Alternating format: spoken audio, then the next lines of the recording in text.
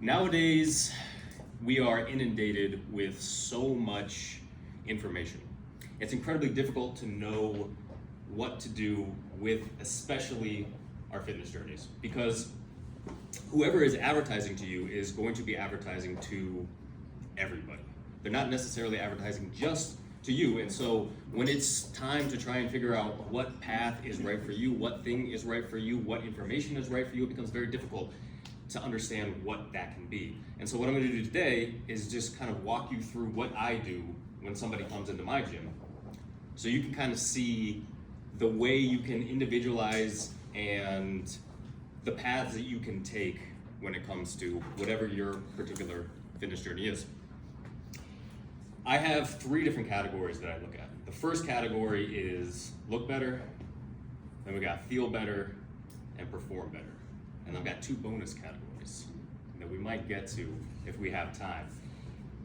Everybody that comes in, I filter into one of those 3 different categories, and then from there we look to see kind of which way to specifically get to their goal. So what I'm gonna need from you all is for you all to call out some goals. And it doesn't have to be your goals, it can be just a normal goal that you think somebody would want, and then I'll walk you through how I would locate that on kind of my map, and then how I would bring somebody through that. So, what do you guys got? Get a 6-pack. 6-pack. 6-pack, all right, so 6-pack obviously is gonna be in the look better category. And no matter what, I'm always looking at all 3 of those different categories. So if you want a 6-pack, you're gonna wanna be in that look better category, but I'm always looking to see if you have a very low body fat percentage, which is what you want when you have a 6-pack, it can be unhealthy to go too quickly and too fast. So I'm always looking at the feel better category and the health category, as well as possibly performance if you wanna do that. 6-pack abs, almost 100% has to do with fat loss.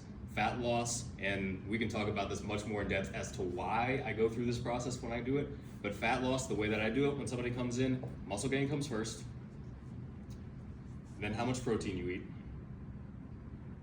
calories in, so you have to decrease how many calories you want, and then if you want to add some cardio, you can do that on top of that. Again, I can tell you why I do it in that way, but those are the 4 steps that I would go through in order to get that. There's another step that also goes through there, which is posture, which I'll talk about in a little bit if I have some time.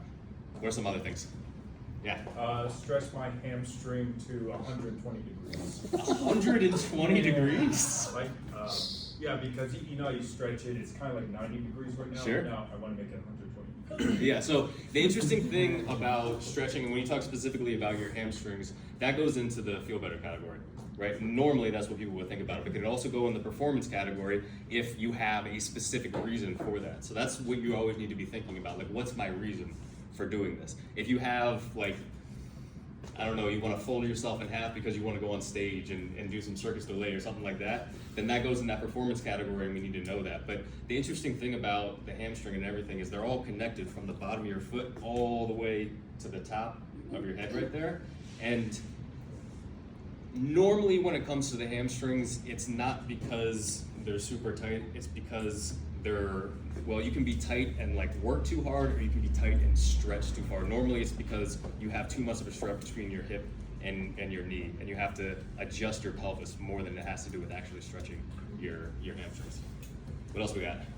I want to be able to dunk the basket. Dunk a basketball, so that's performance, right? So that goes in the performance category, but we can also, it's always the same thing. I'm always looking at everything because almost everybody that comes in wants something to do with look better at the same time. When it comes to performance, there's always just one question I ask, like what is it that you want to do? And obviously we have a very clear answer right there. So your muscles are based on a field from slow twitch to fast twitch. The furthest end is going to be the slow twitch, is like running a marathon, something like that. We need to transfer your twitch muscles to the other side. And then growing taller is going to be very helpful for you. So we'll stretch you out on one of those machines, get you a little bit more height. But it's going to be that side of things, very, very fast motions and stuff like that. Let's get one more, and then I'm going to get maybe into some base. What do we got? A year of running without shin splints. A year? Oh my God! Yeah, I had shin splints really bad when I started running, and shin splints are it's kind of the same thing as when that muscle in the front of your leg pulls really hard and it actually starts to break down the shin bone in the front. And a lot of this stuff, I know, right? This is feel better and performance at the same time. What that is balancing your calf with the front of your leg. So you just have to look at what the range of your motion in your ankle is, and then you kind of adjust for that. If you don't, a lot of people don't have a lot of range in their calf, and that's what it's from. Just look to see how far your ankle can go, and then you'll do that. But a lot of that injury stuff has to do with the back and forth between your muscles. Every muscle has an opposing muscle, and if one is too much, then it's going to kind of pull on the other one. So that was great. We have pretty much all three of those categories within those goals, but I have two more that I look at when people come in, and most people don't say it when they come in, but the other category is community. So much right now is individual, like we're gonna do the mirror or different things like that where it's just you, or you're going to the gym but you have your headphones on and you're just very isolated. I've worked at gyms, like 8 different gyms, maybe 9 different gyms.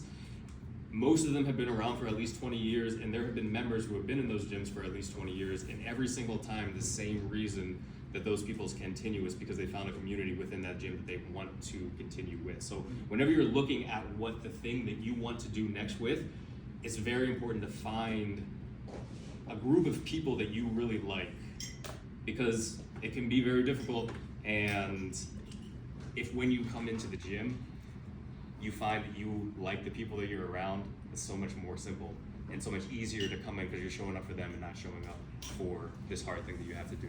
And the last thing, we're just gonna squeeze it in right before, is have a good time.